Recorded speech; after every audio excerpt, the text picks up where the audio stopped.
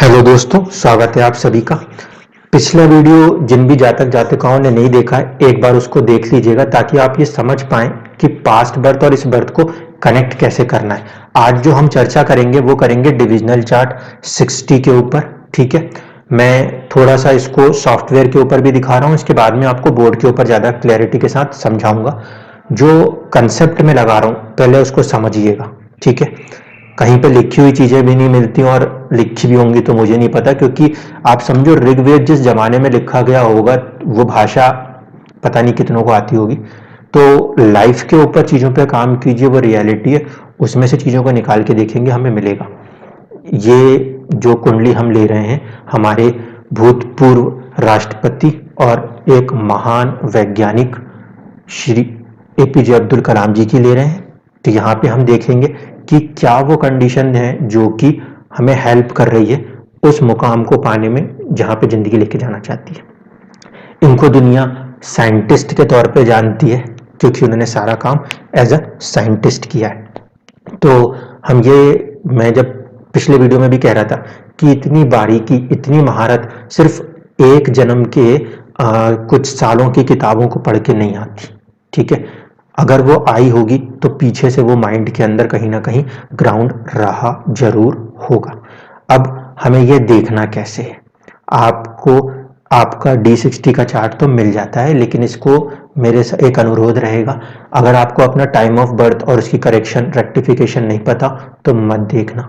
ठीक है, अगर टाइम ऑफ बर्थ चेंज हो जाएगा तो थोड़े से ही समय के अंदर जो आपका D60 का लगन बनता है ना, वो बदल जाता है। पहले मैं ये मानता था कि जो D60 का जो लगन आता है वो आपकी लगन कुंडली में जिस भी भाव में पड़ता है वहां वाली चीजों को लेकर वो कुछ ना कुछ परेशान करता है। क्यों? क्योंकि मैं ये मानता हूं कि लोग जो हैं वो पूर्व जन्म को तभी याद करते हैं कि ये चीज मुझे मिल नहीं रही, मैं इसके लिए परेशान हो रहा हूँ, शायद मैंने कुछ बुरा कर दिया था। या फिर इसका दूसरा भी नजरिया है, वो ये कि उस पर्टिकुलर हाउस से आपको इतना कुछ मिल जाए कि फिर आप बोलो कि मैंने पिछले जन्म में मोती दान किए थे।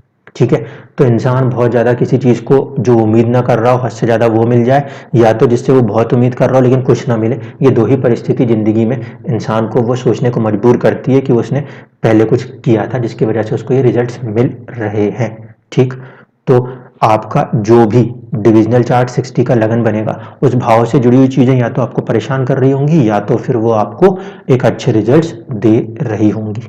एक बात, दूसरा इसको देखने का नजरिया ये होगा कि एसेंडेंट जो है वो आपकी पर्सनैलिटीज को डेवलप करता है या दिखाता है, तो कहीं ना कहीं ये पूर्व जन्म की चीजें हमारे आने वाले जन्म की पर्सनैलिटीज को शायद दिखाती होगी, जो मैं यहाँ पे प्रूव करने का प्रयास करूंगा। ठीक है, चलिए देखते हैं कि कैसे चीजों को जोड़ना है। D60 का ये चार्ट हमारे को बन के मिल गया। अब सवाल ये है कि D60 के चार्ट को देखने के लिए जरूरत किस चीज की है। पूर्व जन्म से हम क्या चीज जानते हैं, ऐसा क्या है जिसे हमें पता है कि ये हमारा पूर्व जन्म इसको कनेक्ट कर देगा। ऐसी कौन सी चीज है इस पूरे के पूरे कुंडली के अंदर? तो वो चीज है दशा। उधर आऊं उसके पहले दिखा देता हूं इनका। देखिए जो डेट ऑफ बर्थ है वो है 1931 का ईयर है। ठीक है, और जब हम दशा में आएंगे तो दशा हम देखेंगे, शनि की दशा 1917 से चल रही थी 1936 तक। ठीक है, तो ये दशा पहले से चल रही थी। इसका मतलब है कि जो डिविजनल चार्ट है D60 है उसको कनेक्ट कौन सा ग्रह कर रहा है? उसको कनेक्ट कर रहा है ये शनि। पूर्व जन्म में इस ग्रह की दशा चल रही थी। ठीक है, बॉडी जो है वो नेचुरल सिलेक्शन को फेल कर गई, और नेचुरल सिलेक्शन फेल कर जाने के कारण कहीं ना कहीं इंसान की उस जन्म में मृत्यु हो गई। फिर उसने एक नया शरीर पाया, और नया शरीर पाने के बाद इस जन्म में फिर से वो यात्रा शुरू हुई। अब यहाँ पे जो हम बात कह रहे हैं इसमें हमें कौन कौन से प्लैनेट्स पे फोकस करना होता है। देखिए, पूर्व जन्म से चले आ रहे थे, इसका मतलब है कि उस ग्रह को लेना है आपको D60 के डिविजनल चार्ट में, वहां से उसको क्या बनाएंगे? लगन बना देंगे। यानी कि जहां पे भी वो ग्रह बैठा है उसको उठा के लेकर आएंगे फर्स्ट हाउस में। देखिए एक्चुअल इनको D60 का डिविजनल चार्ट ऐसा था। ठीक है, मगर यहाँ से मैं कुछ ज्यादा चीजें निकाल नहीं पाऊंगा, तो मैंने उठाया, मुझे बोला कि ये जो है पूर्व जन्म की दशा, यहाँ से खेल शुरू हो रहा है, चलो इसको पकड़ते हैं, इसको उठाते हैं, इसको बना देते हैं लगन। बनाया हमने लगन। अब इसको लगन बनाया तो यहाँ से चीज़ों को भी देखेंगे, साथ ही साथ इस जन्म कुंडली के अंदर आपको आपकी ज़िंदगी की दशा यहीं से मिली होगी ना, ठीक है ना। जो वो ग्रह था जहाँ से दशा शुरू हुई वहीं से आपको दशा मिली होगी। आपकी कुंडली में आपके पूर्व जन्म से इस जन्म तक की जो दशा दिख रही है उसको जोड़ता कौन है? ये एक्चुअल में ये दशा आती कहाँ से? ये महादशा आती है चंद्रमा के नक्षत्र से। और हर इंसान का जो जन्म है वो एक माता के गर्भ में होता है। So mother is a connecting point between your past birth to this birth, क्योंकि वो एनवायरनमेंट प्रोवाइड किया जाता है जिसके बाद संतान की उत्पत्ति होती है। ठीक है, ये पहली चीज है। दूसरी चीज ये कि हमने यहाँ से तो शनि को ले लिया, अब यहाँ से भी हम शनि को देख रहे हैं तो हम कहेंगे कि इनका शुरुआत जो है वो संघर्ष से हुई है। ठीक, शुरुआत जो है संघर्ष से हुई। ये ही वो प्लेनेट है ना जिसकी समय वहां पे पास्ट बर्थ में मृत्यु और इस बर्थ का जन्म हुआ है। तो इसको उठाते हैं और इसको उठा के हम बना देते हैं लगन। फिर देखते हैं क्या चीजें हमें नजर आएंगी। देखिए यहाँ पे जैसे ही मैंने इसको लगन बनाया शनि को, क्योंकि ये हमारे को जन्म दशा में मिला था, तो मुझे ऐसा देखने को मिलता है कि जो हमारा लगन था, एसेंडेंट था, वो अब कहाँ चला गया? वो 8th हाउस में चला गया और वहां पे उसको किसका साथ हासिल है? उच्च के गुरु का साथ हासिल है। ठीक है, उच्च के गुरु का साथ हासिल है। और ये जो पास्ट बर्थ के कुंडली को हम देख रहे हैं, यहाँ पे हम देखें तो एसेंडेंट जो था उसको केतु का साथ हासिल था, वो मौजूद था 9th हाउस में। 9th हाउस जो होता है इसे हम कहते हैं पोस्ट ग्रेजुएशन, या इसे हम कहते हैं हमारा कौन सा हाउस? हायर नॉलेज का हाउस। तो ये हायर नॉलेज का जो हाउस है वहां पे पिछले जन्म में उनकी एसेंडेंट मौजूद है, यानी कि वो पर्सनैलिटी, उनकी जो थॉट प्रोसेस कहीं ना कहीं रही होगी उसका कोई ना कोई हिस्सा पिछले जन्म का यहाँ कनेक्ट था। इसीलिए इन्होंने शायद पिछले जन्म में एक हायर नॉलेज ले ली थी। यहाँ पे 5 नंबर लिखा, इसका स्वामी होता है सूर्य जो कि उच्च का है और ये पूर्व भाग्य वाला भाव पंचम से कनेक्ट है। तो कहीं ना कहीं हम ऐसा कह सकते हैं कि पिछले ही जन्म से वो जातक उस चीज के ऊपर काम कर रहा होगा और इतना काम किया कि केतु जो है उसने अपनी एक फाइननेस, मैंने कहा था केतु थ्रेड बराबर फाइन रिफाइन नॉलेज दे सकता है, ये नॉलेज को लेकर ये आत्मा चली थी वहां से। ठीक है, अब वो आत्मा वहां से लेके चली इस नॉलेज को, और यहाँ पे शुरुआत में उसे संघर्ष इसलिए देखने को मिला क्योंकि जो दशा थी वो शनि की थी जो कि हमने देखा 6th हाउस से कनेक्ट होती थी।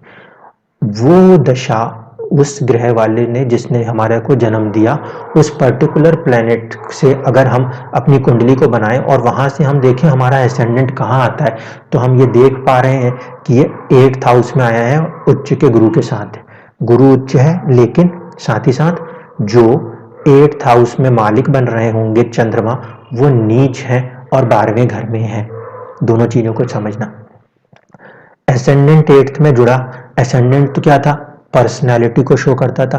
8वां घर जो है वो रिसर्च को शो करता है, वो तन्हा रहने को शो करता है, वो कैद को शो करता है, वो अकेलेपन को भी शो करता है। ठीक, तो इनकी जो पर्सनैलिटी थी उसमें आपको दिखने को मिल जाएगा कि वो अकेले रहे हैं। ज्ञान का गुरु जो होता है, गुरु ज्ञान का ग्रह, उसने साथ दिया है, उच्च का होके दिया है। भले ही चंद्रमा नीच का है लेकिन मन कहाँ कनेक्ट है? 12th हाउस में, पराविज्ञान में, बाहर की चीजों को खोजने में, एक्सप्लोर करने में। इसीलिए मन लगा रहा है एक्सप्लोर करने में। कहीं ना कहीं गुरु जो है, ज्ञान जो है, उसने सपोर्ट किया आपको रिसर्च में, क्योंकि आप सोचो रिसर्च साइंटिस्ट की जिंदगी इतनी आसान नहीं होती, बहुत ज्यादा फोकस्ड होके एक काम पे लगना पड़ता है, इतना लगना पड़ता है कि सारी चीजें अपने से दूर हो जाती हैं। तो अष्टम भाव रिसर्च का भाव है, यहाँ पे इनका जुड़ना इस तरीके से इनको रिसर्च के लिए डेवलप कर रहा था। तो मैंने अपने जो पिछले वीडियो में कहा था कि पूर्व जन्म से हम लेके चल रहे हैं, तो हम देख रहे हैं 9th हाउस का लॉर्ड होके सूर्य उच्च का है जो कि ज्ञान वाले भाव में कनेक्ट हो रहा, और वो कहीं ना कहीं पिछले जन्म से लिए चला आ रहा। अब यहाँ पे इस जन्म में और पूर्व जन्म के अंदर के इस रिलेशन को अगर हम देखें तो हम ये कह सकते हैं कि जातक पहले से ही ज्ञानवान था और उस ज्ञान को वो अपने कर्म में इस्तेमाल कर गया सूर्य, और जो गुरु है उस गुरु के कारण, यानी जो किताब उन्होंने पढ़ी उससे उनका जो पास्ट का जो ज्ञान था वो और ज़्यादा रिफाइन हुआ, और ज़्यादा उन्होंने उसको बेटर किया। ठीक है, इसी को दूसरे तरफ से अब फिर से एक बार इसको लगन बनाते हैं और फिर से देख लेते हैं कि जो पास्ट बर्थ का जन्म वाला जो प्लेनेट था शनि, उसकी थर्ड एस्पेक्ट उनके कर्म भाव के ऊपर भी थी, और वो उस कर्म भाव का कहीं ना कहीं स्वामित्व भी करता था। तो ये तो हुआ पहली चीज कि जिस प्लेनेट के अंडर हमारा बर्थ हुआ है उससे हम इस चीज को कैसे कनेक्ट कर रहे हैं। अब दूसरी चीज जो उठेगी सवाल वो ये उठेगी कि इस जन्म के अंदर हमें एक चंद्रमा स्ट्रॉन्ग प्लेनेट होके मिला था और शनि भी स्ट्रॉन्ग प्लेनेट होके मिला था, एंड जो आपको इस जन्म में सोचने का ढंग मिला है सबकॉन्शियस माइंड, वो अश्लेषा नक्षत्र के कारण बुध मिला है। ठीक है, अब इसको ही यहाँ पे वापस आके देखना है कि जब मैंने इस शनि से लगन को कनेक्ट किया तो इन 3 ग्रहों को भी समझना पड़ेगा, क्योंकि इस पूर्व जन्म से इस जन्म के अंदर हम आए तो हमें क्या चीजें मिलती हैं, स्ट्रॉन्गेस्ट प्लेनेट जो कि कप्तान है उस कुंडली का, दूसरा आपको सोचने का ढंग। तो यहां से अब देखते हैं सोचने का ढंग, ये बुध है ना सोचने का ढंग इनके लिए, देख लो लाभ भाव में बैठा है ना, तो इनका सोचने का ढंग इनको लाभ दे रहा था कि नहीं दे रहा था, रिसर्च कर रहे थे, खोज कर रहे थे, वो जो खोज कर रहे थे वो लाभ दे रहा था। तो पास्ट बर्थ के अंदर ये मर्क्यूरी जो कि इस जन्म के अंदर उनका लगने सोचने का पॉइंट बना है, वो लाभ को कनेक्ट करता हुआ दिखा रहा है पास्ट बर्थ में। इस बर्थ के अंदर वो दिखा रहा है करेज को। करेज को क्यों? क्योंकि वो मालिक है थर्ड हाउस का। जातक ने करेज किया, चीजों को सोचा, उसको दूसरों के साथ शेयर किया, नहीं तो वो काम कैसे बनता, ये चीज इन्होंने करके दिखाई। तो पहला जो सबकॉन्शियस माइंड है वो पास्ट बर्थ के वाले पॉइंट से भी कहीं ना कहीं कुछ कनेक्शन दिखाता है, उस हिसाब से हमारी सोच या तो पॉजिटिव डायरेक्शन को लेके आगे जाती है जिंदगी में, या तो नेगेटिव डायरेक्शन को लेके जाती है जिंदगी में। दूसरी बात, स्ट्रॉन्गेस्ट प्लैनेट्स को देखना है। पूर्व जन्म के हिसाब से अगर देखा जाएगा तो चंद्रमा जो कि स्ट्रॉन्गेस्ट प्लेनेट है वो मंगल के साथ कनेक्ट है, जहां पे मंगल लुट चुके हैं और चंद्रमा वहीं पे बैठे हैं। चंद्रमा मन का कारक है, मंगल लुट चुका है, और मंगल जो है वो बहुत ही ज्यादा देश प्रेम की भावना देता है। जातक के अंदर देश प्रेम की भावना थी तभी तो वो फाइटर पायलट बनने के लिए अपनी जान को भी हथेली पे रख के चलने के लिए तैयार हो गए थे, क्योंकि पूर्व जन्म के अंदर ये जो मंगल है ये उच्च का था। तो कहीं ना कहीं उनके मन में ये धारणा, ये थॉट, ये प्रोसेस रही कि मुझे अपने देश के लिए कुछ करना है। इस जन्म में आते आते ये मंगल चौथे भाव में बैठा, दिशा बल नहीं था इसके पास। वो चाहते थे कि मैं फाइटर पायलट बनूं, लेकिन दिशा बल नहीं था। 3 लोग 2 या 1 वैकेंसी, वो पोस्ट नहीं मिली। देखो मैं वही चीज बता रहा हूँ, सबकॉन्शियस माइंड अभी वहां पे नहीं जा रहा जहां उसको जाना है। क्यों? क्योंकि ये तो जा रहे थे फाइटर पायलट बनने। शनि दशा को तो लेके चल रहा है, लेकिन सबकॉन्शियस माइंड उसको वहां पे कनेक्ट नहीं कर पा रहा। उसको कनेक्ट कौन करेगा? उसको कनेक्ट करेगा वो प्लेनेट जिसमें आपका बर्थ हुआ है, या फिर वो प्लेनेट जो कि आपकी कुंडली में सबसे ज्यादा स्ट्रेंथ लेकर आएगा, क्योंकि वही तो कप्तान है। तो वो 2 ग्रह कौन से थे इस कुंडली में? मैंने आपको दिखाया 2 प्लेनेट स्ट्रॉन्ग है, एक शनि और दूसरा चंद्रमा। तो कहीं ना कहीं चंद्रमा भी चीज को रोक रहा है, क्योंकि वो नीच राशिस्थ हो रहा है, और शनि सर्विस हाउस के ऊपर ही बैठा है, 6th हाउस, वहां पे बैठने के कारण भी वो चीजों को कुछ हद तक रोक रहा है। ये कारण था कि वो जो लाइन थी जहां वो जाना चाह रहे थे वहां वो नहीं गए। जिंदगी कहाँ लेके जाना चाह रही थी? ये था शनि। वो लेके जाना चाहती थी, आपको क्या पर्सनैलिटी दिखाना चाहती थी? ग्रेट साइंटिस्ट, और उसने ये कर दिया। इसीलिए पास्ट बर्थ के चार्ट को जब स्टडी करना है तो जिस दशा में जन्म हुआ है उसको लेके करना। दूसरा, इस जन्म में जो स्ट्रॉन्ग प्लैनेट्स आए हैं उनको भी समझना होगा। तीसरा एक लॉजिक और लगेगा, वो ये कि इस कुंडली में तो शनि सीधे सीधे आ गया, जो मैंने आपसे कहा था कि यही कारण है कि थोड़ा समझना आसान है। जिन लोगों की कुंडली में दशा शनि से नहीं चलेगी या लग्नेश शनि से नहीं जुड़ेगा, उनको ये देखना पड़ेगा कि एक रूल है, शनि जो है वो कर्म फल दाता है। पूर्व जन्मों के सारे कर्मों के फल देने का न्याय अगर अधिकार किसी को दिया है तो शनि को ही दिया है। इस कारण से आपकी कुंडली में, आपकी अपनी जन्म कुंडली में शनि जहां भी बैठा हो और वो जहां जहां पे भी देखता हो, उन भावों को इम्पैक्ट करके वो पूर्व जन्म की चीजों से कनेक्ट करते हुए आपको रिजल्ट्स को क्रिएट करता है। एक तरीका। दूसरा हम ये भी कह सकते हैं कि शनि को भी एक प्राइम इंपॉर्टेंस दीजिए, साथ ही साथ अपनी कुंडली के अंदर कि वो जहां बैठे हैं वहां से आपके लगन की स्थिति क्या होगी।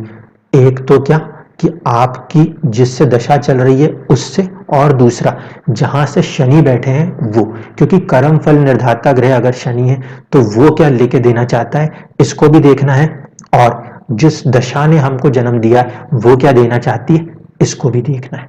तो मुझे उम्मीद है कि आपको ये दोनों ही चीजें समझ में आई होंगी। डिविजनल चार्ट 60 पास्ट बर्थ को कनेक्ट करता है, कैसे करता था वो भी मैंने आपको समझा दिया। यहाँ पे गुरु 10th हाउस में मौजूद दिखाई दे रहे थे, यही 10th हाउस का गुरु यहाँ पे इस जन्म में लगन में उच्च का होता हुआ दिखाई दिया। इस गुरु ने इनको पद और सब कुछ भी प्राप्त जरूर से कराया है। तो ये चीजें हम कहीं ना कहीं इस कुंडली में देख पाते हैं।